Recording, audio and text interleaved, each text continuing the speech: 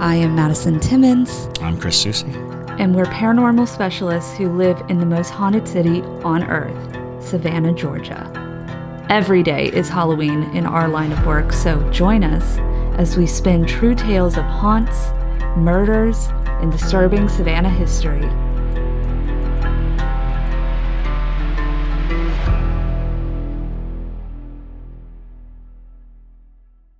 I'm Madison. I'm Chris. And welcome to the most haunted city on earth. Hello, and welcome back to another episode of the most haunted city on earth. My name is Madison Timmons. I'm Chris Susi. And today we are in the very haunted Fitzpatrick Hotel. Boogity boogity. Boogity boogity, with all the ghosties that tormented Chris last night. If you are a para-junkie over on our Patreon, we went live while we were investigating the hotel, and it was disturbing, to say the least. Yeah, it was odd. Yes. But we are actually here today with Brittany, who is the Director of Operations of the Fitzpatrick. So I'm going to let you introduce yourself first. But yeah, so hey, everybody. I'm Brittany Buttrey. I'm the Director of Fitzpatrick Industries. We're a conglomerate of businesses that operate out of this property. So we run the Fitz, which is this business, Maddie's Public House, which is our restaurant bar operation. We have a catering company. We do a lot of like weddings and private events and stuff here. The hotel lends itself well to that. And then we also have an entertainment company where my husband, who's a professional musician, books 2 bands here a week and then bands for other private clients in town, as well as we run a small business pipeline called Washington Wilkes Makers Market. Oh, nice. That helps to give, it's a business incubator, so it helps to give people who are running, creatives who are running small businesses from their home, an opportunity to set up in a retail space 4 times a year in hopes that we can grow them into a storefront one day in our downtown corridor. And we've been successful with it a few times already. So that's awesome. Yeah. So we've got a lot going on, and a 18-week-old baby. Oh my gosh. Look, you just piled it all on that plate. Exactly. Absolutely. That's my style. So. Absolutely. Yes, so we wanted to bring Brittany on to talk about, the history of the hotel and also all the spooky stuff that happens in here. Brittany, how about let's start out with one of your favorite rooms. What do you have one in particular? Right. So, there are 17 rooms here at the hotel, and they're all unique. The hotel has obviously been around for nearly 130 years, has always been a hotel. It was dormant for about 50 years, and it got in some pretty derelict condition. The rooms are all different. I have loved different ones for different reasons. 201 is our suite. It's a beautiful suite. It's where we host brides at, so I have a lot of great memories in that room. I love 301, the room right above the suite. It's the one that makes me feel the most at home. And then when I stay here, if I have to stay overnight for any reason, I usually stay in room 200, which is right here by the ballroom, and it was the children's room when the Fitzpatrick family lived here. So it's got a lot of good stories too. But I like that room. Ooh, the children. Mm-hmm. Oh my gosh. Mm-hmm. Children ghosts freak me out a little bit. I love them. Don't mind. Don't Sure. read into that too much. But it's They're persistent. they're persistent And not always considerate. Yeah. So our children ghosts, I really like to think of them as kind of just mischievous and fun, right? Sure. So we have some people who identify a male here, but the most we interact with are 2 young females. The 2 young females that I presume are the ones that died in room 200. They were both children of Thomas Fitzpatrick, the man who built the hotel. And we have fun with them. They have fun with our guests. They have fun in the rooms, especially the ballroom. They have a lot of fun in here. Anyway. How did they pass? Yeah. So one of them died of scarlet fever, which was pretty common. So the Fitz family had a ton of kids, right? And they kind of put them all in room 200. That's where they lived. They all shared a room. And the other one fell down the stairs. There's a really steep staircase between the room 307, where I think you're staying, right, and 205, the room below it, that wooden staircase. And I guess she like broke her neck or injured herself to the point that she did succumb to her injuries in room 200. So both the girls were under 4 when they died. So it wouldn't be a haunted hotel without like 2 dead little girls, right? Sure. So, Check that off the list. Right. Yeah. Every haunted hotel must have 2 dead children. It's a requirement. preferably now. of a And if similar they could age. speak in unison, that would be nice. Yeah.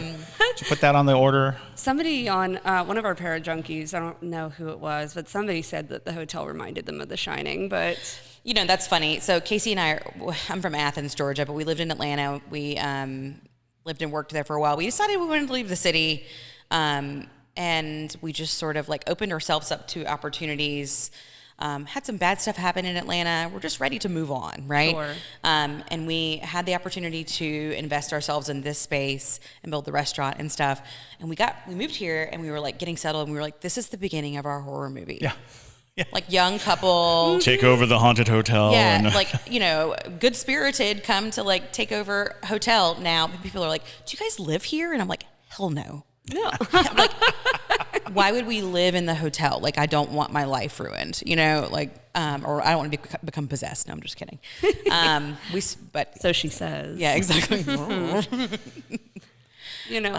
It's interesting though that you say that one of the girls died by falling down the stairs, because we had a very strange incident happen last night where we JT Debris and I were all sharing a room down on the main floor, and we had just wrapped up doing our live stream and we're all like turning down at the end of the night, and we hear the loudest thud come down the stairs, and we thought Chris was still out wandering around looking for ghosts and stuff. And so JT literally is like, if Chris doesn't respond in 3 minutes, I'm going out there and I'm going to get him. It's because we thought he fell down the stairs. It was like thunderous noise. Yes. And so I'm wondering, sure.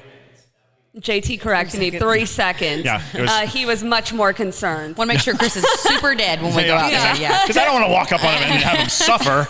I'd like him to be just good and dead.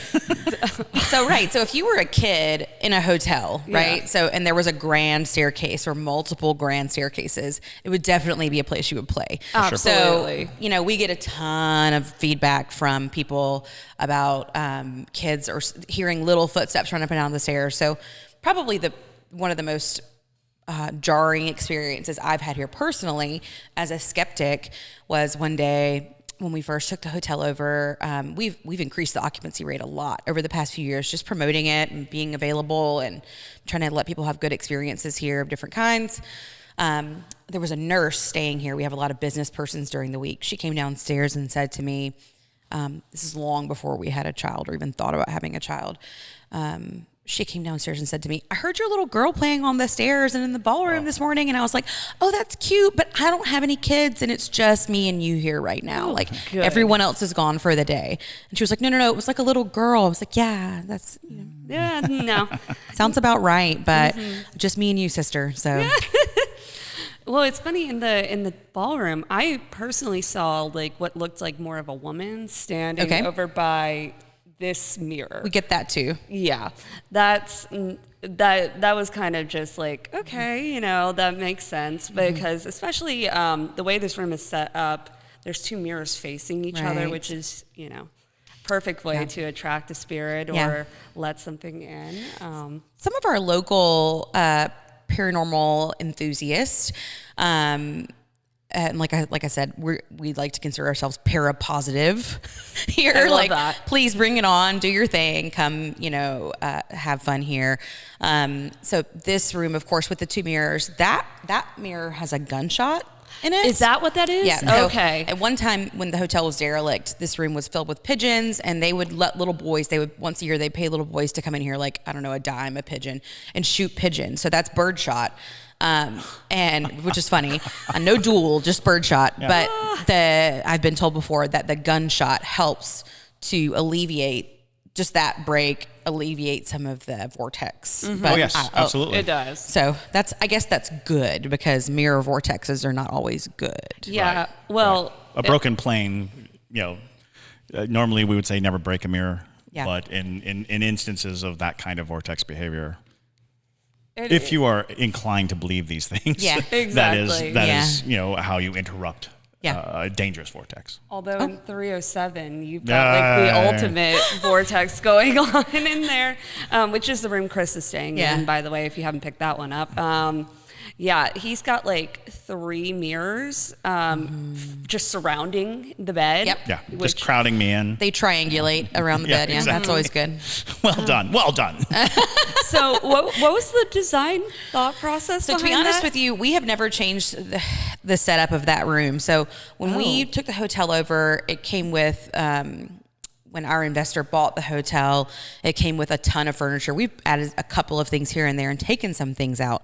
But we've rearranged a lot of rooms to feel more homey to us. But 307 is a room that we have never rearranged. So we just left it that way because I felt like the first time I went in there, I felt like this is creepy. And this is what this room is supposed to feel like. It's solid. It's a solidly creepy room. When you walk in, you instantly get like, it almost feels like, the air just And I think that we've settles. had enough paranormal pursuits in that room that I wouldn't doubt it if other people before you had set it up for success, if you will. Sure. People who are knowledgeable. Yeah. The Ghost Brothers Yes. did an episode here. Prior to us being here, they came and did Right. It what was I like would their consider first season. to be a comedy piece here. Well, I really enjoyed the Ghost Brothers because they use comedy to offset their nerves. But apparently one of the brothers did Bloody Mary in my room Ooh, in gross. the mirrors. And I'm like, Is it why is that's not even a part of this? Is it the vanity mirror? Yeah. And y'all made me sit on that? Oh my God. Actually, it might be the dresser mirror. Okay. Okay. Because I haven't seen it, but I think I saw a picture and it looked like he was standing in front of the Don't do that. scariest sounding mirror because I have to constantly adjust it, and it just makes that. The one when you walk into the room that's right across there, that was a good one. Yeah. And it's nice and like Mercury cloudy too, so it gives extra. So it gives you your eyes are just like, I see this, I see that. Mm-hmm. You're having a romper room moment. I see Timmy and I see Johnny. But it was just like the second that we got in there, it was, or like the second you got in there, weird things started happening with the lights. We had to. Oh, right. I had to replace 2 light bulbs. Oh, yeah. Yeah, because one was just flickering. Right on. And then the bathroom one was flickering. And then the one right next to my bed just went out. So with a hotel full of chandeliers, all the light fixtures are reproductions from the original light fixtures, which would have been gas. But there are thousands of light bulbs here. And I think that we probably go through a lot more light bulbs than your regular hotel. It was odd because they were all fine when I first got here. Yeah. And they're the LED light bulbs. So you don't expect them, to flicker like that. Yeah. The one next to the door, the lamp, when we turned off the lamp, it would stay on for a second, flickering, and then just like, oh, okay, I get it. A lot of the TVs do that too, so that's always fun. Excellent. Yes. It was just weird though, because JT was trying. He's like, well, maybe it got untwisted a little bit. Let's try to fix it. Nothing, literally nothing. And the poor kid that came up with you. I'm sorry about that, because I may have just spooked him. Oh, one of our staff. Yes. Yeah, because a young man, curly hair. Yes. He's precious. Yes, Oh, yeah. he was very. Yes. Yeah, and he was very sweet. But I think I was, and I was not trying to be creepy about it, but it was a creepy thing because he knows all the stories. He turned it on and it was just like, all right, because you don't expect it. Yeah. These lights they're not filaments. Yeah. So that it doesn't make sense that there's like a loose thing. They should just kind of dim brown out. At least I'm not used to. They either work or they don't. Right. Yeah. But our crew's pretty used to that. We have a 25-person crew here that helps us with all the things that we do. Either you work here and you're a skeptic, or obviously you're a believer. But everybody has their own sort of stories to tell. And we're here at late night a lot. We're here, I feel like, and maybe this is just because the traffic of people is increased when we have events. I don't know. I feel like it shakes up things. The energy Sure. like absolutely. pumps Yeah. them up. Yeah. We get a lot of reports, a lot of stuff. And then of course that's when our staff experiences the most stuff, is when they're, the hotel's full, we're having something, we're partying late at night, we've got some sort of celebration, I feel like that they really get energized. It makes sense. Well, and a lot of times spirits need that energy that we give them, which is why oftentimes we say like low energy, low residual type entities. They are more prone to try to scare you because they're trying to get that boost of, Right. It changes the quality, because like if you're constantly busy, they're feeding off that energy. Yes. And that gives them just a little more oomph to get around. But when it's derelict, they become hungry. Which is why I think that all of our experiences that we typically have, I mean, I'm not saying always, but the vast majority of the experiences people have here are positive. I feel like they're not as hungry as they used to be. Sure. And I feel like that they, especially the adult that we experience, the adult female that we experience, seems to be just happy somebody's taking care of it. Like, I feel like that because we're stewards and we're good stewards of her permanent home, that she'll leave me alone because I am taking care of her place and bringing her fun people to play with, like you guys. Right. And since it has always been a hotel, you haven't altered its purpose, and you're fulfilling its purpose. Correct. And that makes a huge, like if you came in and turned this place into offices or something like that. She feels at home. That's Right. Yeah. So that's interesting. Now the question is, when we did the Estes Method, for those of you who are listening who haven't heard earlier episodes, I should say, where we've talked about the Estes Method. It's basically where you put one person in deprivation. So you put a blindfold on, you wear noise-canceling headphones attached to a spirit box, and bless the spirit box, and that person is just listening for words coming through the spirit box while somebody else in the room is asking questions. So we like to do this a lot on investigations because you can find really, really interesting evidence through this particular method. And you don't find yourself looking for answers. Right. Because you show a person a fuzzy picture and you say there's a face, they're likely to see a face. Sure. If you have a bunch of sound going on and you ask a question, they're looking for the answer to the question. So by creating that deprivation, you're reducing the chances that your imagination is a part of that Naturally. factor. And so when you get direct answers to questions, what is your name, and they give you a name, that is a very interesting thing. And we got that last night. Are you kidding me? Oh, Yeah. we did. We got the name Elizabeth. Okay. Which, I mean, is a common name for Yeah, the yeah. Victorian era. So, but I wanted to see if that rung any bells with you. So, let's see. So, the Pope family, obviously there are lots of Elizabeths in that family. They were financiers and backers of the property.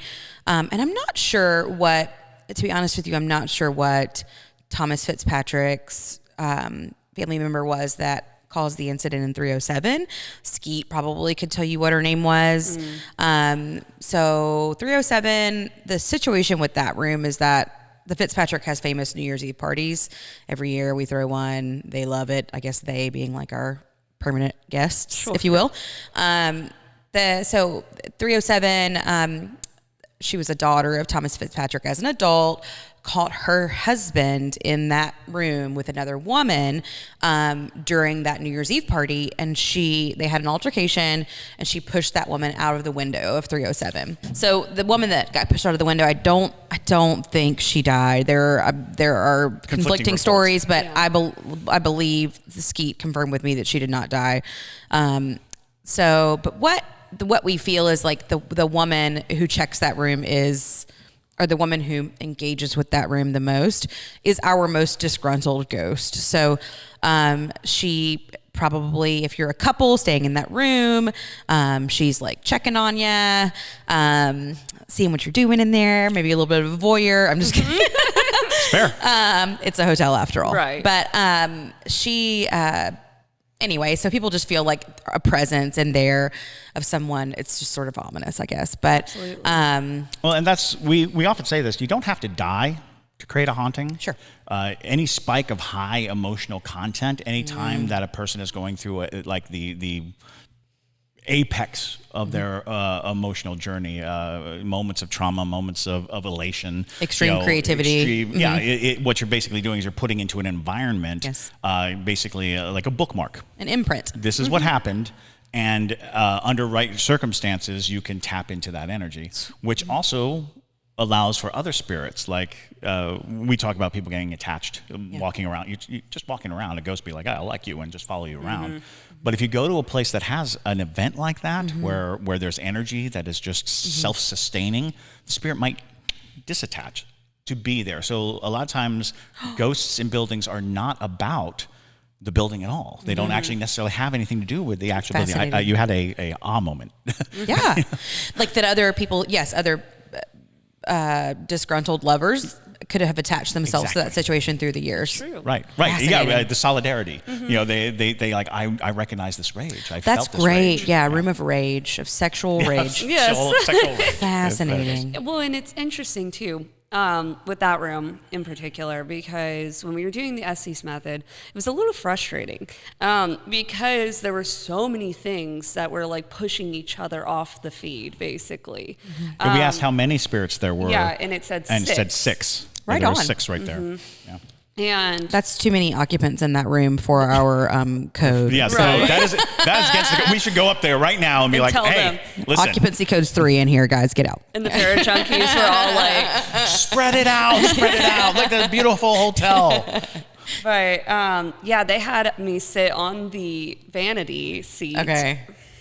And I was getting so annoyed with them because we usually put me in the Estes chamber, if you will. For some reason, they seem to come through a lot just because I'm very sensitive. Okay. And so I was getting so irritated because one was something was touching my back the entire time.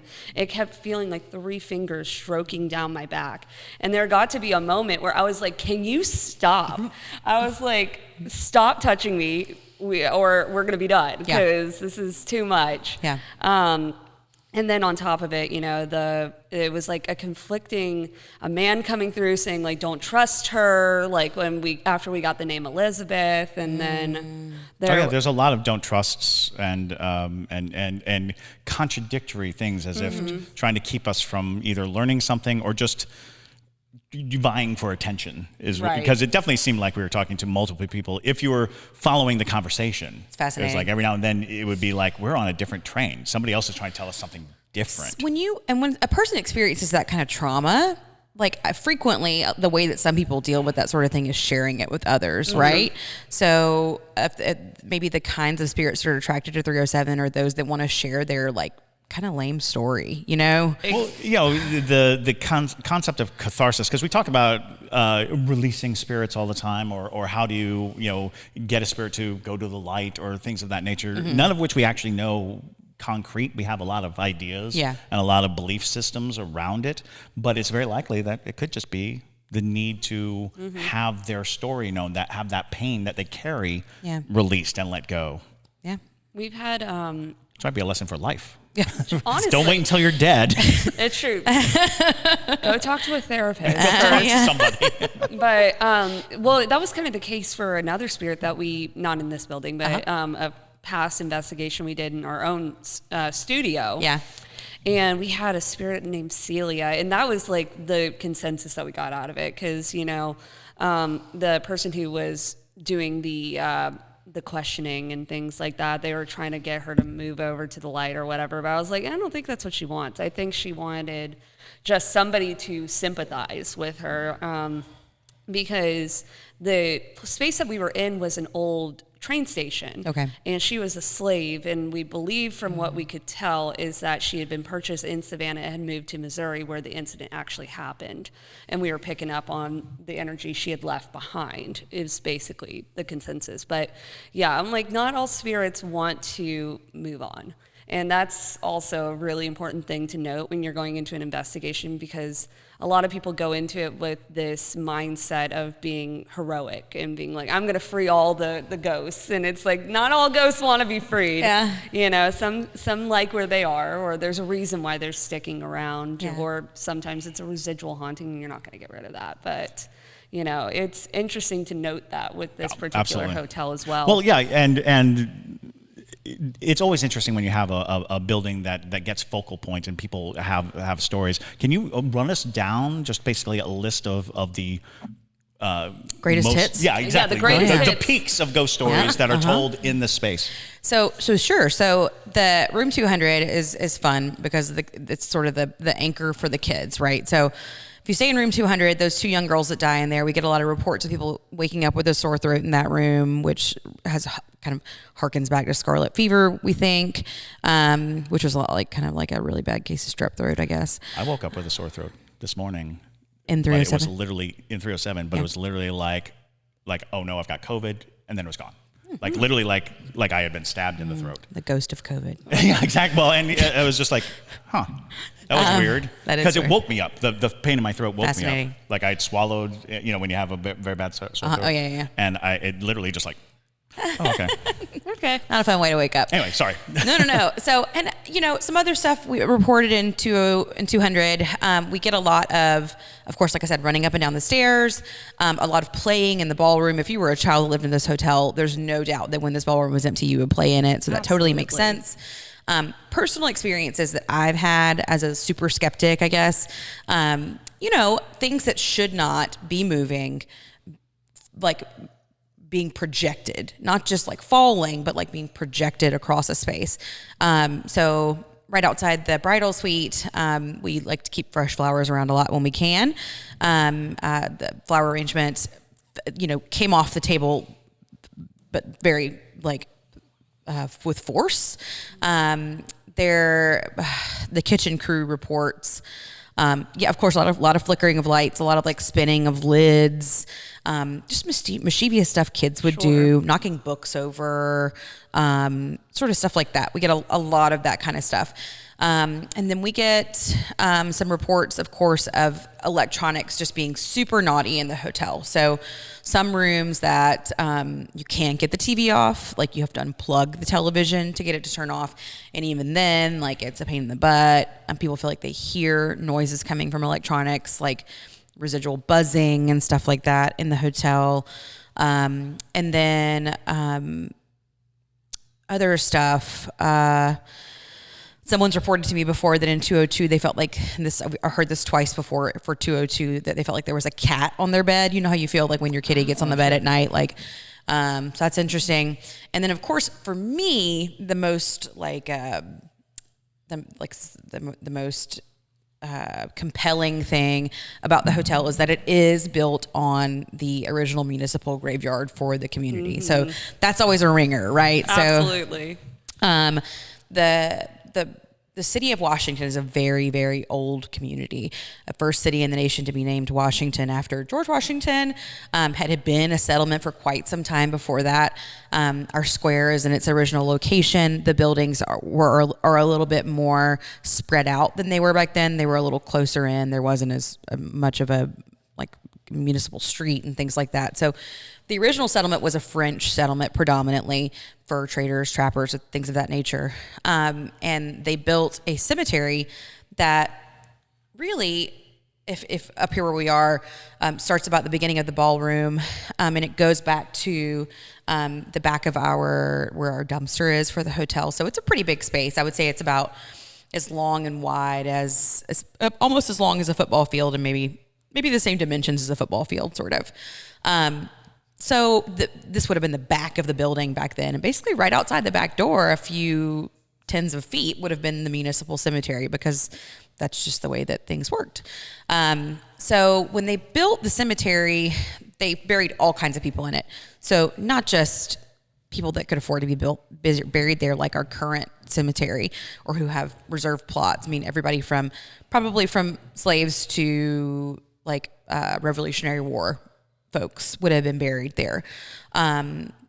So when they built the hotel, there was a fire in the latter half of the 19th century. After that, the Fitzpatrick brothers built the hotel from a destroyed West Square. And when they built it, they didn't bother moving the bodies. It was just too much work. What they did was they took some of the notable tombstones, names that people knew. Like I said, that Revolutionary War general that was buried here, or whatever. They took those tombstones and relocated people them who to would our be missed. Yes, Right. exactly. Those that would be, So they took those tombstones and moved them to our new cemetery, which is lovely, and it's called Rest Haven. And there are lots of great stories about Rest Haven. Rest Haven. Rest Haven, it's great. We do actually do a ghost walk there a couple times a year. It's a great name, by the way. I want to take a moment to appreciate Rest Haven. That is out of a book. That is purely, we're going down to Rest Haven Did Cemetery. Stephen King come up with Yeah, that? exactly. Like, it's So they moved their headstones there, but all the bodies are still below. So our basement is like a traditional root cellar. It is a dirt floor basement. So I always tell my kids when I say kids, I mean like our high school kids that work here, we use that space you'll see when you go down there, predominantly for storage. So like all of our Halloween decorations, all of our Christmas decorations, they're all down there in boxes, right? So when I send the kids down there to go get them, because I don't go down there, it's just like, I'm like, don't bleed on the floor or cry tears on the ground because it's... Well played. So we get a lot of feedback from that. So we have had some sensitive people work here, a good number of them actually, and they feel like, and this is interesting because you're talking about like feeding ghosts, right? Ones that are maybe not so hungry or not so aggressive. Or they're more kind. they're well-fed ghosts. Right. Well-fed So ghosts, yeah. people trying to leave the basement feeling a pulling sensation. So when you're climbing out of the staircase that comes out of the basement, feeling like you're being like someone's pulling you from coming out. They want you to stay, right? Yeah. So it's been a long time since we brought up the attic ghost and the basement ghosts. I have a theory that the reason why basements and attics are so haunted because they're not primarily where you live. Yeah. You don't live in the attic, you don't live in the basement, so why are there spirits there? Is because of a recognition of their own death. They know they're dead, so we spend our whole lives explaining that dead people belong in the ground. Okay. So the basement is a logical place for spirits to dwell because they understand their position. Defiant spirits will go as far from the ground as possible and end up in the attic. So, they are trying to disprove or they're in denial of their death and they're running from where they are conditioned to know to go. So, the idea of the needy ghosts, the help me, ghosts are in the basement. And they can be aggressive in their need, because they just want desperate. Rest. They want that whatever it is, because in a lot of cases it's just a question of not knowing, could you imagine dying and then just not knowing what to do next, and you're just kind of hoping, there wasn't a light and you're like, supposed to do something. And then somebody comes along and you're like, hey, do you know what? Fascinating, because 307 being like the highest point in the hotel, you got a lot of activity up there, and then the basement the same. So the another thing about our town is that the Confederacy was dissolved here, which it's a historical point of interest for sure. But around that time during the war, the Civil War, there were a ton of tunnels dug underground. There's still a couple of entrances off Spring Street. Carla's got one behind her building. Maybe you guys will get to see it today. But behind the CPA office, there's one. That's good. But there, the tunnels connected a few areas. So they connected some of the prominent homes here in the community that the tunnel is connected to their basement. Most all been filled in since then, but the Fitz basement was supposed to be connected as part of this, even though the Fitz basement is a post-Civil War construction. And it was connected to a part of town called Gully Town. Gully Town is our historic African-American neighborhood. Sure. So it would have been down here in our gully. It would have been some permanent homes, but a lot of like shanties and lean-tos. So it was a highly populated area of people that served the downtown community. Is gully some derivative of gullah? Perhaps. Does it come from the gullah? Because when you say it, I was like, oh, that's interesting because we're away from the line that defines Gully and Geechee. Yeah. Gullah and Geechee, excuse me. So the Gullahs are South Carolinian, primarily South Carolinian slaves, and then the Geechee were primarily across the Savannah River. Yeah, in we Georgia. get the Geechee. Yeah. And it's interesting to hear it because I was like, oh, I wonder if that has something to do with it. It may. You know, we're pretty close to Because also, I guess gullies are valleys. Yeah. And Fort Washington Park, which is the Revolutionary Fort that they presume was, they don't know the exact location, but they presume it was down that way some way. It's sort of if you go down there, it's sort of there is a gully down there, that sort of like crowds around a pretty well moving creek. So maybe that's why people live back there, but that's interesting. We are kind of very near to the river. So I know. Worth investigation. So Absolutely. Another thing that we hear, there are a good number of, there's a story of lost Confederate gold that you may have heard a lot about or seen a lot about in this community. I actually read Skeet's book on Washington, Georgia, because I was doing research on stolen Confederate gold. Sure. And that was the only resource I could find at the time because this was like early aughts, I guess. Yeah. But there's lots of stories and it's throughout the South. Yeah. Postmaster General steals, gold bullion from the Confederate and the Confederate gold.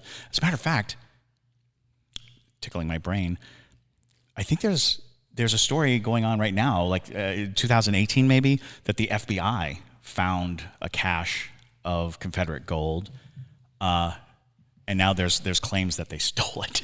The FBI? No. Yeah, the FBI people who found it because they went into a cave, stating that they had located the gold. They came out like, nope, no gold here. Well, it will be lost gold if you find it, right? So let's just keep it lost. But there are people, treasure hunters. Like legit funded treasure hunters that come to the community to stay, and they stay at the hotel, of course, and hunt on Danburg Road, some of the older plantations and farms where there are wells, and they dig up wells and stuff and find good stuff. But yeah, so that's always good. The gold being run through the tunnels and the blah blah blah blah blah. That group of our most recent group of treasure hunters had a fascinating young sensitive with them, and she wanted to go in the basement a lot when she was here, and she reported like just sadness down there, feeling just women just crying, like sadness, and that's disturbing. I like to, because I spend so much time here, I like to think that everything's just, all of our ghosts are happy and knocking books over and spinning pots and stuff. But yeah, that was pretty intense. So, interesting story of sadness. Well, we'll let y'all know when we go down there. Yeah. We'll be taking some ventures into the cellar. Basement. But yes, we're going to talk Debria into going to the basement all by herself. Yes.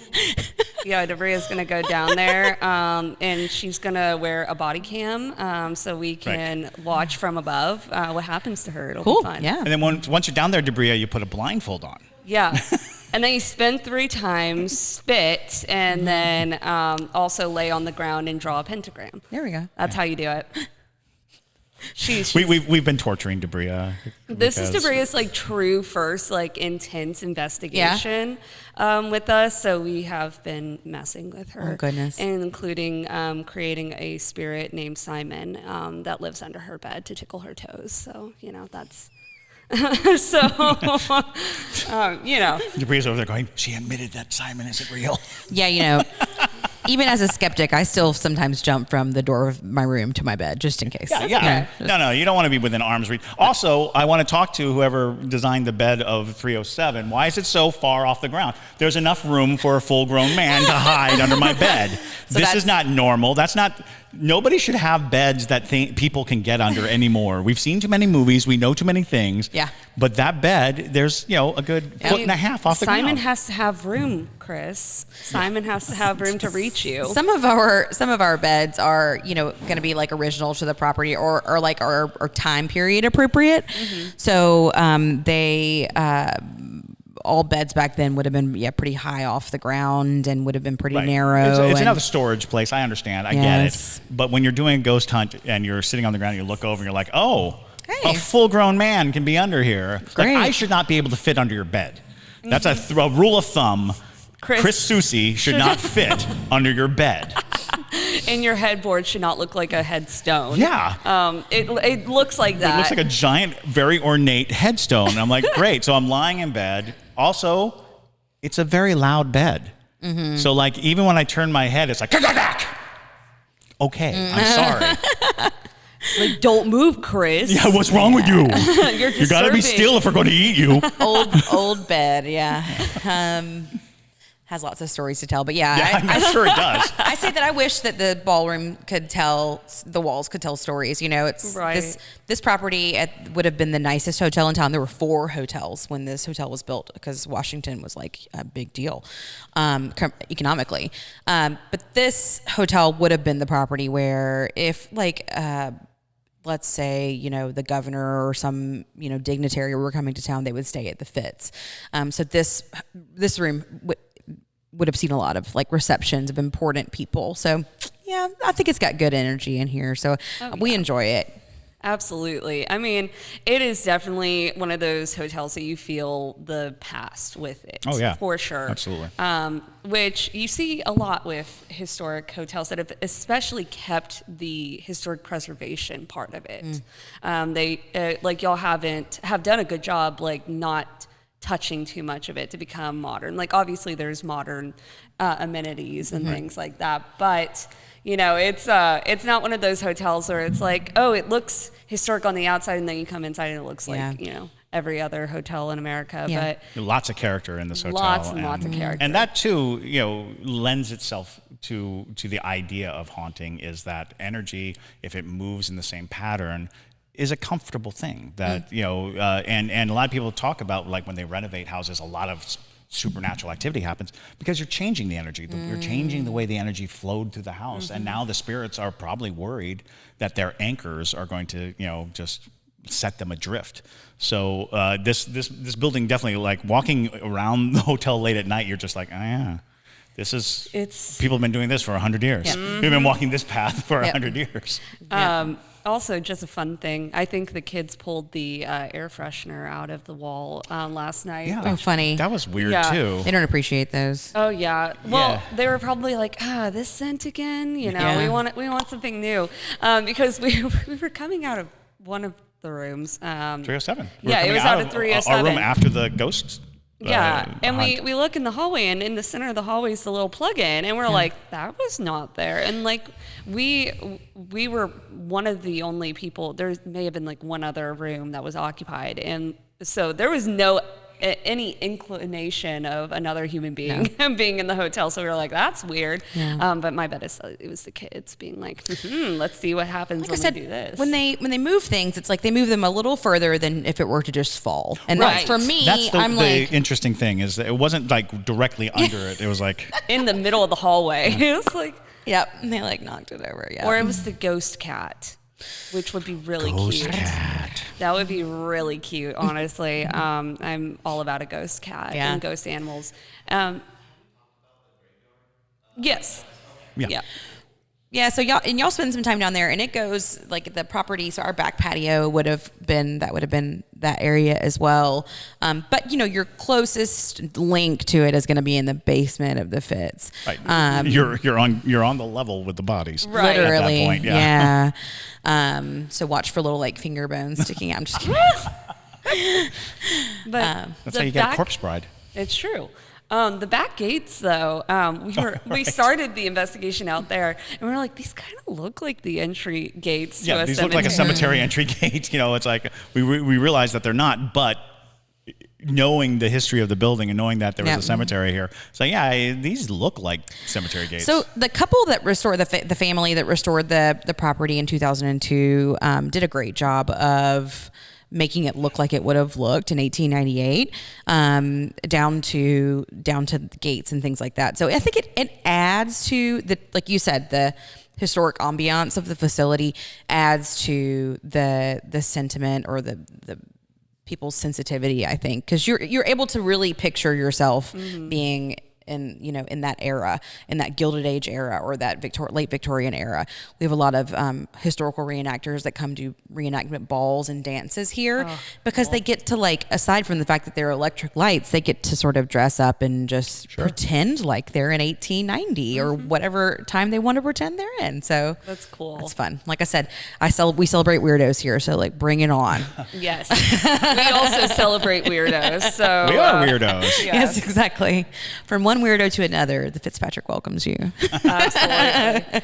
And and it is fun to dress up in period attire every once in a while and go do balls and things like that, because you don't see it a ton anymore. Yeah, like reenactment sort of deals. So that is a really cool thing that y'all are doing.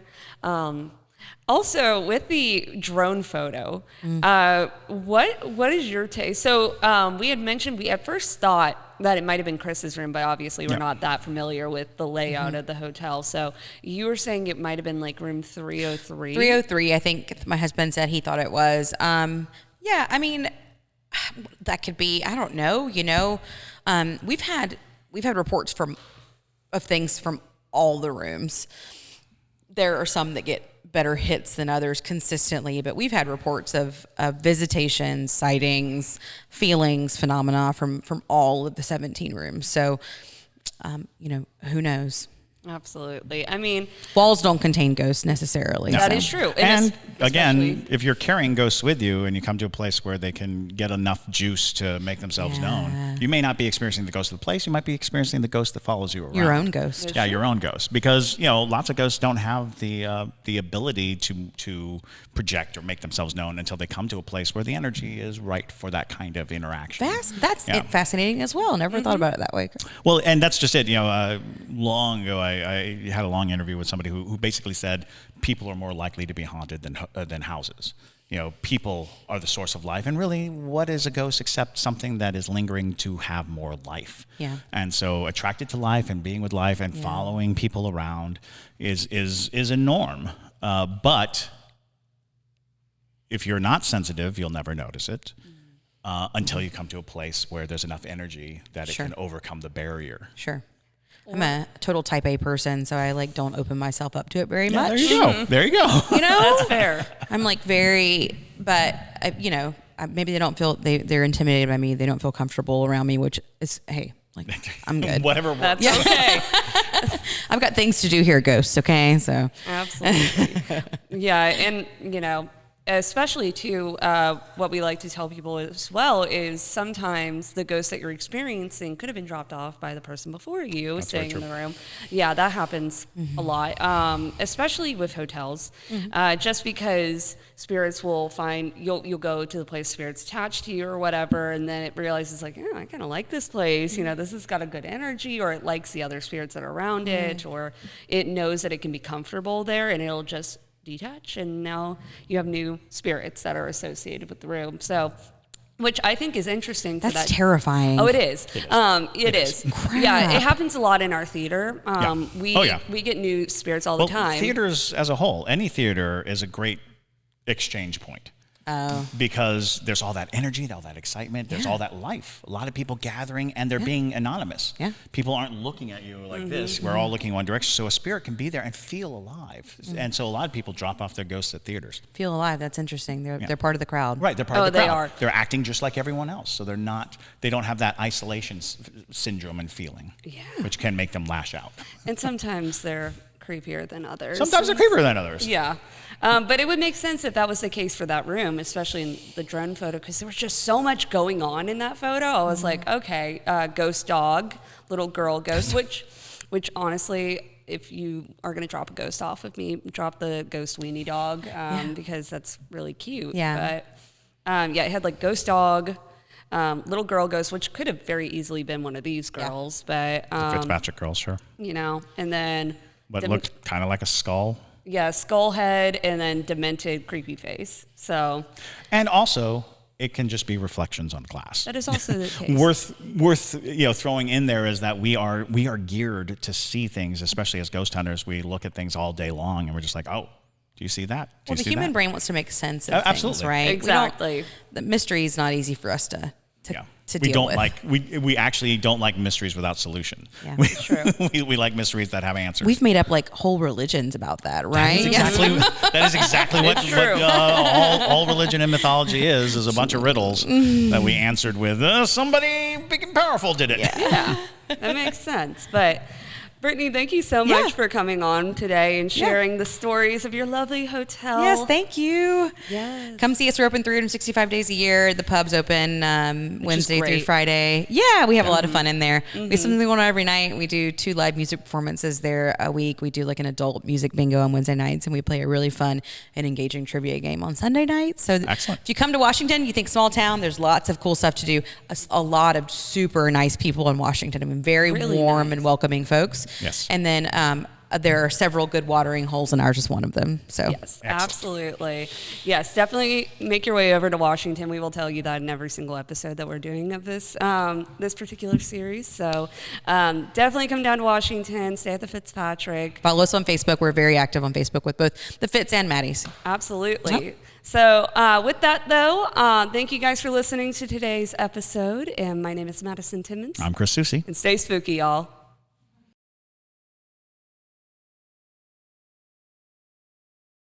Alrighty, and now we have Miss Jan with us, who is another wonderful citizen of Washington, Georgia, and her husband actually is a direct descendant of the Fitzpatrick family. So Miss Jan, welcome on. Thank you. So tell us a little bit about your husband's connection. Okay, his great-grandfather was Thomas Fitzpatrick, and the Fitzpatrick family migrated. The great-grandfather, Patrick Fitzpatrick, came to the United States from Ireland, and they lived not far from here in a little town called Lexington. And over the years, they went to Lancaster, South Carolina. I don't know why, but they came there and then eventually ended up in Washington. Interesting thing about the Catholic influence in Washington, they're all buried at, and you might want to take a hike just over on North Alexander, is the Catholic cemetery. That's where Patrick and Thomas and John and their descendants are buried. So it's a beautiful cemetery. And we also had it was called St. Joseph's Home Orphanage, and it's still, the building is still up there. It was a church, it was a school for many years, and back in the day of the 60s, it housed Cuban refugees from coming out of Cuba. They weren't really orphans, but they were coming to America, and their family couldn't come with them, so they were there until they reached a certain age. And my husband did go there for school until he reached the 5th grade, and then came to public school, so they had moved here. So anyway, that's the story of that family, but the Fitzpatricks, John and Thomas, were, as I said, the only 2 sons of Patrick Fitzpatrick, and John was never married, and Thomas had he was married and had 2 daughters, and one, it was my husband's mother, Mildred Fortson. Mildred Fortson Anderson, that's her name. She was married to a Fortson, and Mary Fortson Darby. So they lived here for most of their life, and they both passed away just in recently 10 years or so. And so the descendants that live here are some of the Darbys and some of the Anderson family, but there's not that many that live here. They were mercantile. They had a mercantile business over in South Carolina, and but their roots were in Washington. And when the hotel that was here burned, it destroyed a lot of the property around where the hotel was. And so Thomas and John came from Lancaster, South Carolina, rebuilt the hotel. And so that's where the Fitzpatrick Hotel originated in that time. I did want to read you just a short paragraph because I can't really say it like he did, but it says the Fitzpatrick brothers returned to their hometown of Washington and began construction on the hotel March 20th, 1899. Mr. John Fitzpatrick was here on Saturday looking after the magnificent new hotel he is building and also inspecting the elegant furniture which is being received. Our people are very much gratified that he has made up his mind to add such an ornament to our town and will always show a high appreciation. The Fitzpatrick brothers installed the first telephone system in Washington. They also owned the first telephone company in Washington, and it was later sold to the Dyson family, which still own it. And so he says, we have got the grandest old county and town upon God's green earth. So let us all pull together and make her the garden spot of the South. We return here after an absence of 30 years. We were told time after time again that Washington was dead, that we could do no business. Was your prediction correct? No, 1,000 times no. Our 3 large stores are always crowded. We are doing twice the business we anticipated. And it says in the year 1899 that they did gross $100,000, which is pretty good in 1899.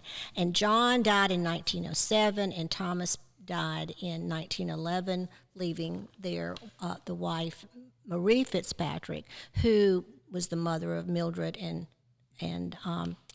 Mary. And so she actually was a businesswoman herself. She ran and managed the only movie theater in Washington for many, many years. It was just closed in the early 70s. So she did that for a long, long time before she passed away.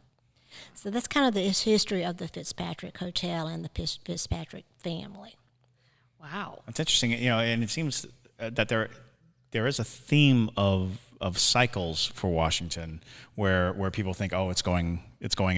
Oh no, wait, it's coming back. Yeah, we hope that's going to be the case. Large businesses close, and then there's a resurgence of interest and love for the area, and these creative people start showing up and really reinvigorating the economy of the place, because it's a fascinating nugget of a town. It's very compressed, but it seems so influential. When you look at its history and you look at all the things that have happened here in the crossroads that have happened in this small place, because we're also not really near a lot of things. You're not near the ocean. You're not near a major thoroughfare, and yet it was a major thoroughfare. Mm-hmm. Right. Mm-hmm. Right. Yeah, well, that's true, and I think we are coming out of maybe a depression since COVID. Sure. My husband and I I was born here. He moved here later, but after we got married, we left and came back 45 years later. So we're kind of like learning the ropes again. We came back in 2000. Like the Fitzpatrick brothers. They had left and we came back. We returned and came back in 2019. He was in the military, and, we moved around. And so finally we decided to come back, because we own a house here. We own a house that was built in 1820. Oh, wow. And so some of the descendants of the Fitzpatricks have lived there, but on the other side of the family are the Toombs, descendants of Robert Toombs. So you got both. Oh, y'all got everybody. All the influence of Washington. No, he does. I just married into it. But anyway, so that's part of our history too, is the homes here. And I will say, just for everybody out there, we have had so many people moving to Washington. We just had 3 families move from California, and they didn't know each other, but they all live on the same street, and they all bought an old house, and they are very.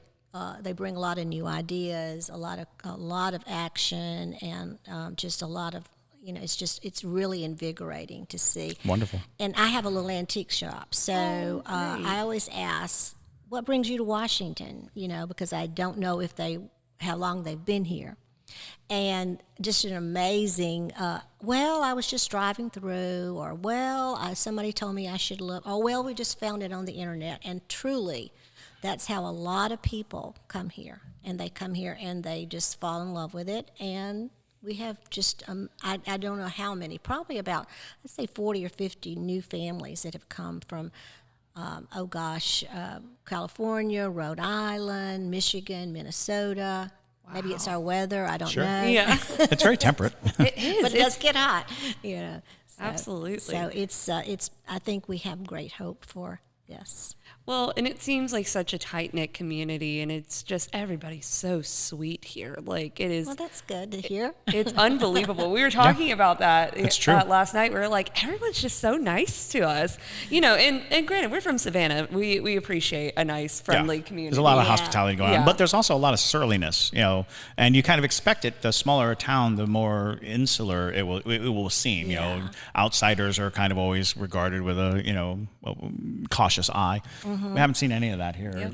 And so, did you spend the night in the hotel? We did. We did. Yes. Oh boy. Well, it's lovely. It is it's a beautiful hotel. Yeah. And it lives up to its reputation. Yes, it does. Chris stayed in the most haunted room, which that's 307. 307. Yep. 307. Yep. I'm confused. Oh, you know, it's okay. Brittany was telling us room 200 is also very, very haunted. Honestly, all of them are. But Chris definitely had a slumber party with the ghosts last night. It was. Was it the little girls? So I did not experience little girls. I did have a slight inclination that I saw a woman standing in my room, but for the most part, it was just a night of weird sounds, weird sensations. I found myself trying to sleep without moving. You know, they're don't move at all, because if you move, they see you like they're T-Rexes or something. You know? It's just be still, don't worry about it. Yeah. But it's a very mood enhanced place. You get this sensation of the history of the place, and just this idea that so much has happened in these walls, and there's still just lingering energies from long ago. And I'm sure the spirits were active in our room as well. Down in, we stayed in room 100. I'm sure they were active as well, but I am the heaviest sleeper to ever exist. And JT jokes that he's like, I bet the ghosts were floating above our bed. And they're like, hey, we're here. You were looking for us. And none of us noticed it because we were all just dead to the world practically. But we probably were after the evening. It was a long day, yeah. Absolutely. Exactly. Well, JT mentioned a story. Yes. And, yes. So I don't have any stories, but it directly related to that. My husband, as I said, was in the Army, and and his friend came to visit, and he said he'd like to just stay in the hotel. So he said, okay, fine. Didn't mention anything about a ghost or the spirits, nothing. And I'm not going to name him because he might hear this, but he and my husband, he's huge. He's a huge guy. I just wanted, because he's not like some little person that might have gotten scared or whatever. I mean, he was, he and my husband were in the Green Berets together, and they have certainly seen some other stuff that was scary. But anyway, he decided he would stay here. So everything was fine, and then so the next morning my husband called him. He said, hey, how'd you sleep? And he said, oh my God. And then he said, well, Andy, my husband, I said, what's the matter? He said, I have never experienced anything in my life, never. He said, I woke up about 3:30 in the morning, and it was just a distant crying of a little girl. Not a loud cry, it was just a crying, a little bit. And he said he just could not imagine what this was. So he tried to go back to sleep. Well, he was convinced. He actually said to my husband, I know you were outside my door doing this. And Andy said, my God, it was 3:30 in the morning. So our friend got up he actually got up, looked out the window, and was looking for my husband's white truck because he was convinced that he was out there playing a joke on him. So he didn't see it. He thought, well, he parked down the street, So anyway, he tried to go back to sleep. And then my husband was saying, no. He said, I was dead asleep at home at 3:30. So he said later on, he heard it again. Same little, just a whimpering, sounded like a little girl. And he jumped up, went to the door, and pulled it open because he thought my husband was out there playing a trick on him. I mean, like, had come to the door, like, and acting like a little girl crying. And really, we had not mentioned anything. And so, again, my husband said, I did not do that. And he was really, really blown away. He said, I've never, ever had an experience like that. Never. So it was really just straight like that, and he came over and we started discussing. He said, I just, he had cold chills down his neck, and he said, I just cannot tell you. He said exactly what happened. He said, and then my husband said, well, no, I was not over there trying to scare you. So for somebody like that who never had an experience and who, probably, was a huge guy and, used to sleeping, all around the world and everything. So that was pretty jarring. That's pretty intense, yeah. It was very, his whole body was intense when he was telling us in person. So that was the story. And we still don't know. I bet it was the little girls, the Fitzpatrick girls, who were like, well, there's the story of the girl who fell down the stairs. Exactly. And to hear a whimpering cry, that make sounds sense. exactly like. Yeah, and he heard it what might happen. twice. Yeah, right. That's fascinating. And he said he could not go back to sleep, so he was awake for about 3:30 on. Oh no. Yeah. So, Yeah. Yeah, and another. I sympathize. Right. You asked for other stories, not here, but in our house, which is down the street. Actually, was a descendant. The lady that owned it, that we bought it from, was a descendant of the Toombs family, Gabriel Toombs, who was this nephew of Robert Toombs. So she lived there until she died. And so we bought the house way back years ago before we even came back here. We rented it out for 42 years. So I don't know if anybody else had any ghost stories or not. Sure. But my brother was living there right after we bought it, and he was asleep upstairs in the bedroom where the lady had slept. And I mean, he's not like into spirits or anything like that either. And he's a big guy, and he woke up and he said he felt that someone had sat on the foot of his bed. And he looked, and there was an indention. And that really kind of freaked him out. So we just kind of thought, well, maybe it's the lady that used to live here. That was her room. She died there. But I don't know anybody else who has had that experience in the house. So we do have other homes that have spirits. Absolutely. Yeah, sure. Yeah. Sure. Yeah. And, it's, you see that a lot with houses where somebody lived the majority of their life and died in it. Or we have a house in Savannah that's actually a museum now, but one of the former docents does that. Yeah. And so basically she had a favorite room, and that's how you know she's there is because you'll see on the bed, because obviously it's a museum, it'll always have freshly made beds, and you'll see a fresh butt print on the bed, and they're like, oh, that's Emily, and because it was her favorite room and things like that. Miss Pickles. Miss Pickles. They call her Mrs. Pickles, but she was a young girl, so we were like, that's interesting, but. But yeah, you see that a lot with older homes, and it's jarring if it's your first paranormal experience for sure. But I don't think you ever forget it. Exactly. Yeah, you're right, exactly. Our friend will never forget it. Oh, I'm sure. I'm certain of it. It's a weird sensation to feel something that you can't fully process how it's happening. It's a weird feeling in general. Mm-hmm. So it's totally fair that they be freaked out. But thank you, Miss Jan, so much. Thank you. for I hope coming I on gave you some today. information. Absolutely. That, Wonderful. You know, we do have a great pride in this hotel in Washington.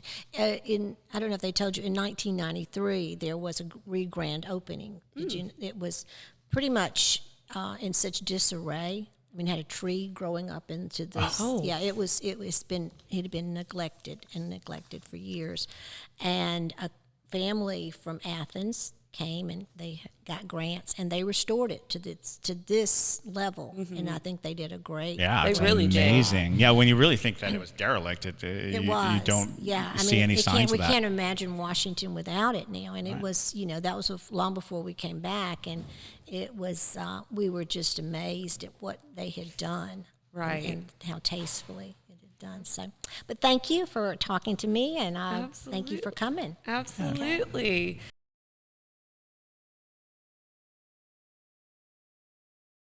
Then after that, we were taken on a grand tour of the town by Miss Carla, who is the kind of just woman of the town. She really is. She's the ambassador. Yeah. She's the ambassador of Washington, Georgia. Yeah, She will welcome you she with loves open that arms. town She does. deeply. She's not even from that town, but she loves that town, and she has put so much time and energy in getting that town Yes. on the map. So, shout out to Miss Carla. Yeah, and she drove us around to a bunch of different places, took us into this very creepy antebellum kind of Greek revival Beautiful, style though. home. Gorgeous. Such a beautiful home. And it was I believe she said this was like the family home of one of the other women we interviewed, Jan. This is where her husband grew up, Yes, and that's things what it was. like that. That's what it was. Creepy, Very creepy did you house. Did you feel any? I felt the presence of an elderly man, which, mind you, the previous owners, I came to find out afterwards, were two older gentlemen who Right. did not live there. They lived in Pennsylvania, and they used the place as storage. But one of them was deceased. And I'm wondering if I was picking up on him in some regard, or the fact that it had a bunch of old antique furniture. It was a And storehouse something for was attached to antiques. it, yeah. Yeah. So there was no telling, and it was a huge open building, which was so fascinating because in Savannah, our big lavish homes are full of very tight corners and very tight areas. Like our main, we don't have grand halls. Like we have like parlor rooms, but if you're walking down the hall, it's usually a pretty thin hall. This place, the big halls so were wide. ginormous. I wanted to buy it. Yeah. I did. I wanted to buy it. She was trying to talk into buying it. It's still got so much work to do. It needs a new roof. It needs air needs a conditioning. lot of love. But it's beautiful. It's massive. It's beautiful. You could probably get it for $200, and then you'd have to put another $250 in. We Probably. estimated. because it needs new. but then it would probably be worth millions. It's true. Because it's gorgeous. gorgeous. It had big pylons and And everybody's huge putting all property. The, The B-roll in land there. is huge. Yeah. So Yeah. if you're out there looking for a place that's a little fix me up, Yeah, it's definitely a good one. It needs all new bathrooms. It's got walls that need to be replaced and things like that. But yeah. if you want to put love into it, it's a good house. So- But yes, so she drove us to there. She took us on a drive around the entire town, Took us to basically. Rest Haven. Took us to Rest Haven. Rust Haven Rest Cemetery, Haven Cemetery. where the spirits don't rest.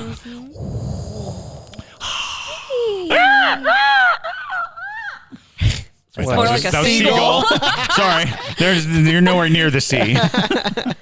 Yeah. So then after that begins our evening. Yes. Yes. The evening where we went live publicly on both TikTok and YouTube, and it was active. Yeah, it was. I mean, so it started out even before we even started investigating, because at that point they all knew we were there. And so. All right. I need to. I have video of the cat ball that I should send right now before I forget. Absolutely. Well, it first started with we were eating dinner in the ballroom. We had taken our dinner to go, and we were like, oh, we'll just eat it at the hotel. Well, we were sitting at this table, and I was sitting in a chair that was looking through one of the open doors to the hallway, and I could see the staircase. and I see this woman with darker brown hair, and she's wearing a ball gown walking up the stairs. And I tell them, I was like, oh, I just saw a woman walking up the stairs. That will come into play later because that freaked me out. Yes. But yeah, so that was the first encounter. And then we all took our naps so we could have a little bit of sleep before we started investigating. And then we reconvened in room 201. The children's nursery. The children's nursery. Which we were informed that the two youngest daughters passed in the hotel, but they passed in that room. Yes. And so Chris had already been in there for a bit, just scoping it out, setting up his equipment. We came up there, and I immediately felt compelled to put a cat ball on the floor. And that mostly came from my place. I'm like, well, if we're looking for children, I don't know how tall they are. I don't know, because we didn't have an exact idea how old they were. I'm like, for safekeeping, I'm going to put it on the floor where they can easily get to it. And so immediately we sit down, and within 5 minutes or so after I put the cat ball down, the cat ball starts going off on the floor. And so then JT was like going into investigative mode, and we're like, hold on, if we're going to do this, we got to record it. We weren't live streaming yet. We actually missed the most direct interactions we had because we weren't it recording happened before we even pulled out any recording equipment. So we caught it on the phone, and we do have some interaction, but there was a time when it was very immediate. It was like, touch the ball. Well, Yeah. And it responded to toy, which Yeah, even the word more toy, so right. emphasized to us that it was one of the children, because when we'd say ball, it didn't seem like it was working. And then we were like, it's a toy. You can touch it. You can play with it. We were letting them know, like, you can play with this all you want. And immediately when we gave them permission to touch the toy, it would go off. Yep. And then I went over there, and I wanted to see if it would play with me. Basically, I would try to see if it would roll the ball back to me.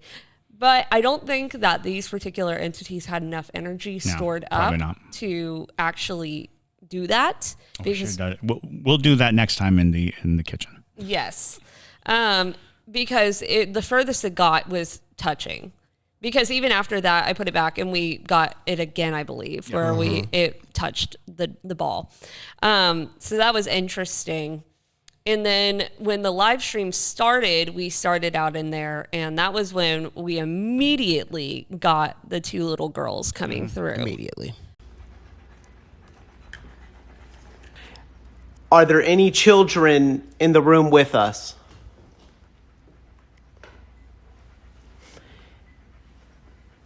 Is there anyone? Yes. Okay. All right. And remember, y'all, she cannot hear us at all. Is a little girl in the room with us?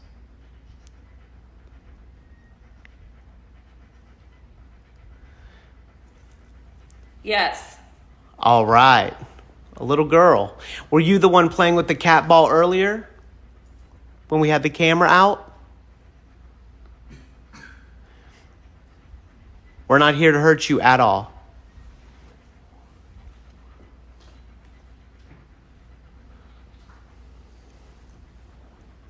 It was. Whoa. That's direct. These are direct answers, y'all. All right. Thank you so much for talking with us. What's your name? Two of us. Oh, there's two of you. Did y'all die in this room? I'm thinking. You're thinking? Okay. How long have you lived in the hotel?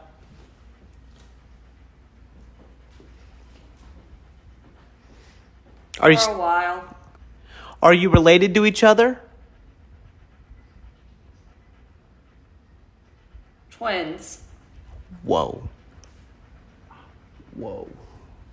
Again, just for anyone new who's joined us, she can't hear or see anything right now. She has, if you can hear, she has the spirit box blasting in her ears, and she is literally regurgitating direct answers. This is actually quite unbelievable. We're here. We're so glad you're here. Honestly, what part of the room are you right now? Are you in this room with us?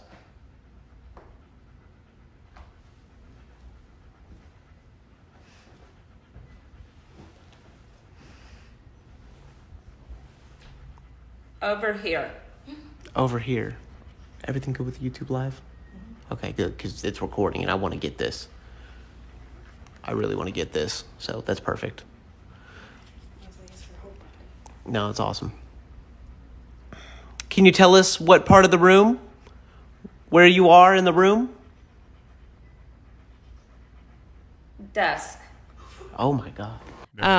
So I was not privy to a lot of the questions that were being asked. So do you guys want to kind of tell the story of how that Estes Method session went? Yeah. Absolutely. It was very responsive. Like when you're doing the Estes Method, a lot of times it takes interpretation of answers. It takes interpretations of the words that are coming through. A lot of times you're like, I'm not sure, but it was, how many are here? Are you alone? How old are you? All these things that got direct response. And we were using the Seer app, which I had mentioned before. And one of the interesting things was there was a point in time at which the spirit was asking us to follow it, to come with it away. And specifically, it would show us the others. It was saying, I will take you to where the others are. And we kept asking where and where, but we were having a hard time figuring it out. And then we saw a picture, or Madison saw a picture of a man in a tuxedo. Yes. Which we immediately assumed meant ballroom. Yeah. And even during that episode, I want to say that I saw what I thought was JT's head. But then I realized JT was sitting closer than he was. What I was seeing was it looked like somebody behind one of those little mini fridges. Yep. It looked like somebody had popped up and popped back down behind the mini fridge.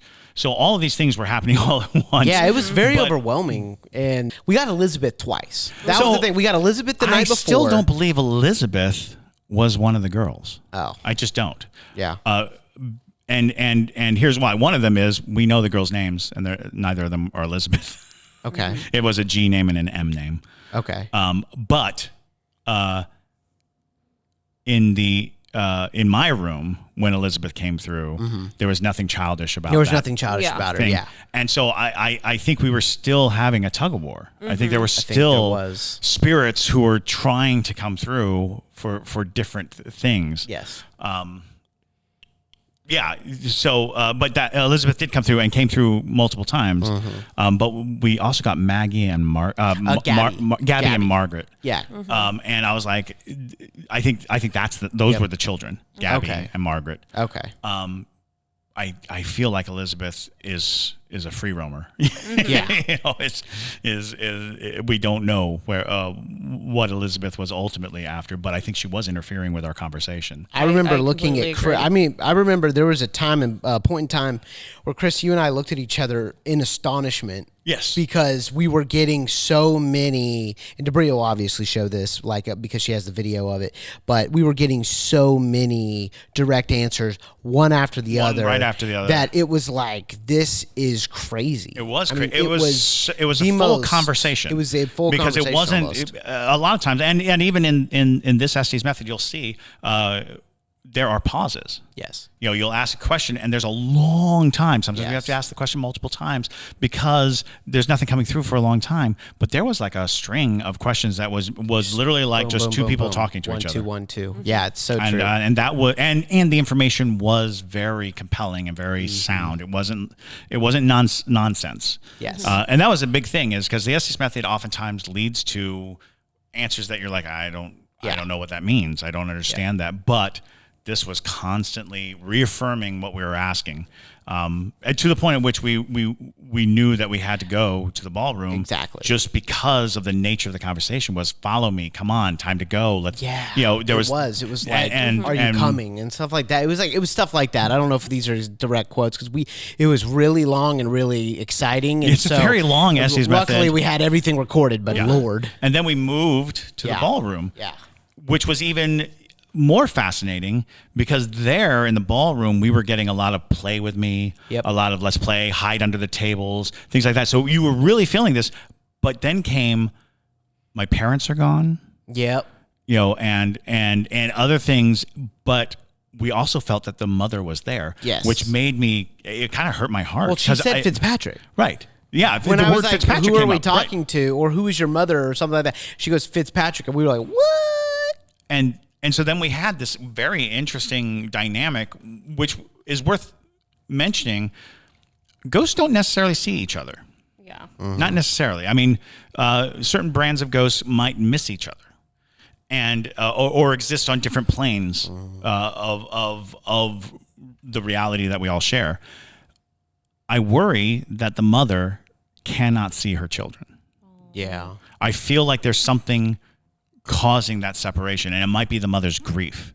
The mother's grief will not allow her to know that her children are okay because she carries with her pain, and the pain drives away. Because there's something going on there that I found interesting, because it seemed like we were talking to the mother. Yes. But it seemed like the children could not see the mother, or were lamenting that they had no mother. And I think that we were talking mainly with the kids because, like, it was primarily the kids. Absolutely. What I asked, like, what are you, like, what game do you want to play, or some of that, and then you said, chase me, tag, and I was like, oh boy, yeah. I'm like, I got all these cameras, but I can try. I'm like, well, and that was just it. It was like, we don't know how. We don't know how to chase you. And it was very likely that had we pursued and kept on those children, they would have led us to the hotel. Oh, yeah. They would have taken us to another room and another room and another room. Well, and that sounds like children. Yeah, you know, where exactly. they're It like, does. you know, it's specifically from what I could tell just from the spirit boxes, I had no idea. Like I said, I am not privy to any of what was actually. you haven't even watched it yet. I haven't even watched it, so all I know is the words that I came through, and it's honestly fascinating to hear what the questions were, because I caught on that they were trying to play with y'all at some point because of the different phrases that were coming through, at least in the ballroom. But most of that was Gabby. From what I picked up, because I was so excited, at least in my head, that she finally said her name. And I was like, oh, okay, she's Gabby. Yeah. You know, and I was like, that's really interesting, you know. Yeah. It was very interesting because there definitely seemed to be other spirits that kind of popped in, but they could not maintain. Like Elizabeth seemed like a spirit, even in my bedroom when we were doing the Estes Method. When Elizabeth came, it seemed like she was quickly forced out. Yes. You know, because we could never get a beat on her. Even though we knew her name, we found ourselves kind of dead ending a lot around Elizabeth because there was this other spirit, you know, that was much more active and much more talkative. And the same seemed to be with these kids. The kids were super stoked, it seemed. You know, the way the responses came and how fast they came and how they seemed to interact with each other. Because it did seem like sometimes Maddie was having a conversation with herself, you know, where one entity would say something and the other entity would either contradict it or, you know. Absolutely. So. Well, and that's exactly how it came through. Because I try, at least with the Estes Method, I try to inflect the way that I'm hearing it come through with my own voice so that they get the same kind of feeling. And sometimes it really did feel like sibling bickering. You know, it's because Gabby, I want to say, felt like the older sibling, or at least a more dominant sibling. And then the other girl, she felt like the pestering little sister who was like, no, you didn't do that, or like whatever. Yeah. It's And they referred multiple times to twins. Yes. We heard Yes. twins multiple Yes. times, which A, is creepy, but B, determines what kind of relationship they have, how close they are, you know, so close that they would be twins, you know, if they weren't twins. And they may have been twins. We were never told. But it seems like that's the kind of detail that would have come up, like in telling of the story. But the fact that twins kept coming up, it was definitely, we're sisters. Yep. There are two of us. You know, all of those things that link to the word twin. It's crazy. So from the ballroom, we went down into the basement where there was a ton of activity. gracious. Why is the basement special? So the basement is still the hole that was dug to remove the bodies. It is still dirt floor, dirt wall. Georgia red clay. That's about It is it. insane because you go down and you're like, is this building just sitting on a hole? Where's the foundation? What's holding this building up? It's a huge building and it's just on top of a trench that was dug specifically to remove bodies. And it's almost a labyrinthian feel to it. You get down, and in order to get to anywhere, you have to go through these small little doors. And the walls are just like there's some brick pillory, but it's dirt and dirt under your feet, and it has that smell of wet dirt. That smell of, and you imagine you're just in the graves. Yeah, you feel like you're walking. And if you leaned against the wall, right on the other side of the wall would be skeletons. It felt that way in all directions. I had a hard time navigating the place because it was so cramped. It was so small. But when we finally found a place where we felt the Estes method would work out best, we were a good ways into, like, we were in the heart of it. Like, if something was chasing us, we'd be dead. Yes. Because there was no way to easily get out of where we were. We went through like 2 small doors around especially for things. you. Yeah, especially for me. Because we ultimately just stopped because it was a place I could stand up, and that was, it was like, oh, I can stand here. Let's stop here. Yeah. And we set Maddie up on a cinder block. And then immediately blindfolded her in the scary basement. After having to basically crawl down into this hole as well, because they have witch steps. It's not normal. Which is so cool. Yeah, it's not even a normal ladder to get down in there. It is so complicated. It is. It's very complicated, very strange, very disorienting. Because once you're under, you kind of lose track of where the front of the hotel is, where the back of the hotel is. You're like, I'm not sure where I am in relation to the hotel. And keep in mind, the things that we knew about this cemetery was that as a city cemetery, it was where they buried people with no names. It's where they buried executed prisoners. It's where they buried slaves. It's where they buried soldiers. There were, the Revolutionary War, the Civil War, the dead were buried there. So there is definitely a sensation. It's when you're under that place, it felt terrible. Oh, it's horrible. And not just supernaturally horrible, but like physically safety horrible. Like you felt like any number of terrible things can happen to you down there. But yes, the basement of the Fitzgerald isn't a basement. Fitzpatrick. I keep saying Fitzgerald. Fitzpatrick. Excuse me. The basement of the Fitzpatrick is. So it feels unfinished. It does. It does. It feels like an excavation, like an archaeological dig or something. Super old water pump. Oh, and the super old water heater, the gigantic monster of a thing, rusted out. Cool. It's cool. Yeah, very, very cool. So we did an Estes method there, and that was absolutely. That's when we had the most viewers, because people started coming in droves. Because like it was insane. Like we were getting direct answers from someone named Edward, and then we asked what the last name was, and we got Lawrence, and then it was like, wait, are we talking to Edward and Lawrence, or is that Edward Lawrence? Right. And yeah, it was just unbelievable.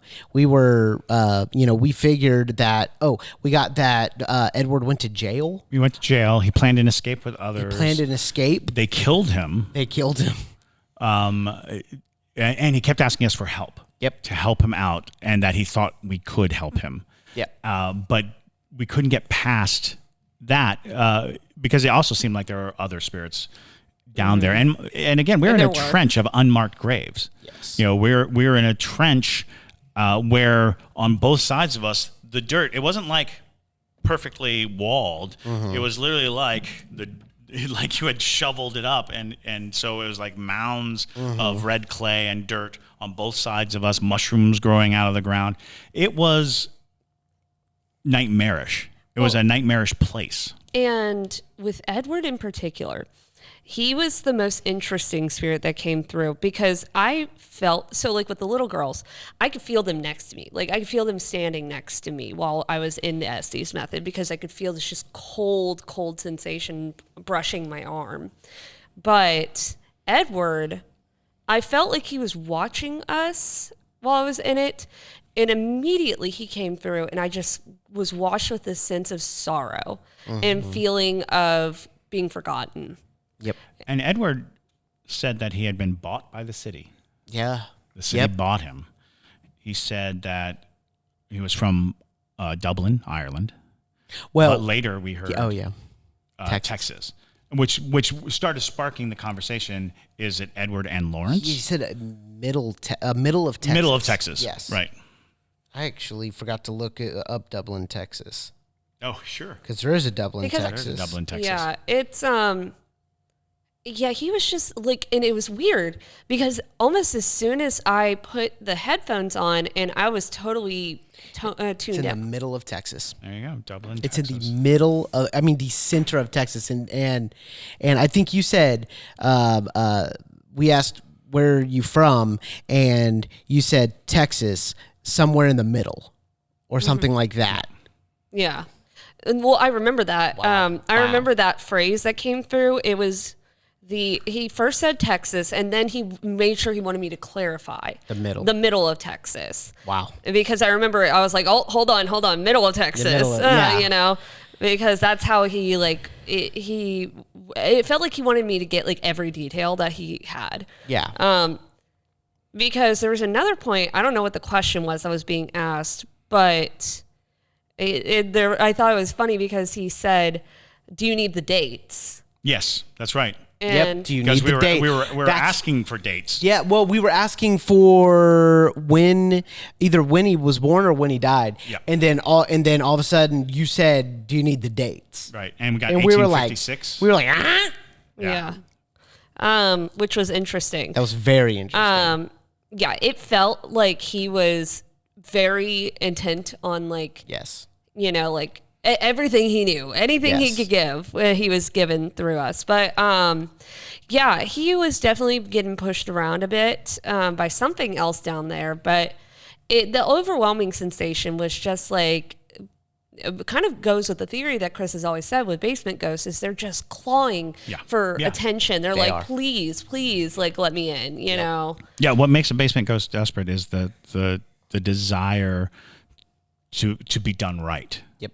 You know, to move on, to, you know, the sensation is this can't be it. Yes. Dwelling in the dark and being ignored and never seen Sounds and like never hell. felt. It sounds does. like hell. Oh, that was the point I was going to make. I completely tangent myself. But Edward, as soon as I put the headphones on, immediately I hear right here, you know, like Yeah, right here. Yeah, it felt like he immediately, as soon as he knew that I was like ready to go, he was like, "Okay, I'm ready. Let's do it." You Maybe know, he was trying to beat other ghosts, Right. other spirits to the oh, that's a to the good point. punch. Yeah. Yeah. So that happened, and that was absolutely insane. And then we went upstairs, and we did one final Estes, but it seemed like the ghosts. I think we were all exhausted. Madison, they were both exhausted, and it was one heck of a night already. Yeah. And so it was great. Now, what I was going to bring up was, if you remember the very loud sound that they heard the first night, when I was closing the very big and heavy door to that's the right. cellar, it was too heavy to just gently put down. There comes a point at which it slammed down so loud that it shook the chandeliers. Which was right out front of our room, which was would right make near your sense. room, yeah. And I was just like, could something have been coming out of the cellar? Wow. I asked Miss Brittany for the security footage, so for the nights that we stayed there. So if something did happen, there was a camera right there in the corner. Maybe it caught it. I don't Yeah. know. But yeah, And they're I will motion definitely, censored, I will so. definitely review. But it was awesome. We, we got through the second night and packed up and left. And honestly, I kind of miss it. It's a really cute small town. It has a very haunted hotel and a ton of history too. Yeah. Also, if you live in a small town that has, notorious hauntings, if you live somewhere that is not being paid attention to, because let's face it, the famous cities, the famous haunted towns, they are getting all this attention, but every town has ghosts. Yes. Sure. And every town has ghost stories. And some towns might have ghost stories that are so fantastical and so amazing, but are just never heard. Yes. So if you have those, write it to us at ghostmail at hauntedcitypodcast.com. Drop us a line and tell us about your city's haunts, and hopefully at some time this will become the regular activity.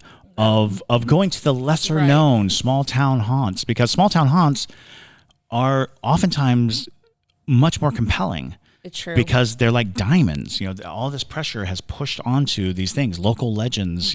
Every town has that old woman that everyone thought was a witch, or the old man that everyone thought was a killer, and because of that, they live in a legendary haze, and we would love to go and explore that.